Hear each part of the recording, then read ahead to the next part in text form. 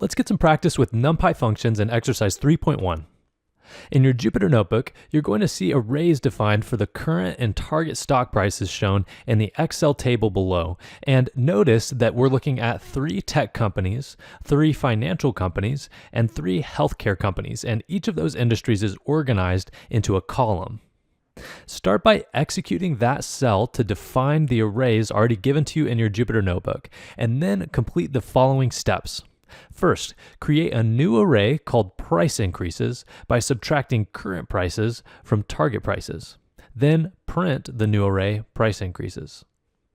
Create a new array called returns by dividing price increases by current prices and round the result to 3 decimal places.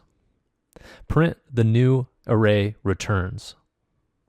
Then print the maximum value in returns. Finally, print the mean returns for each industry column rounded to 3 decimal places. And remember, to do that, you're going to have to use the axis argument.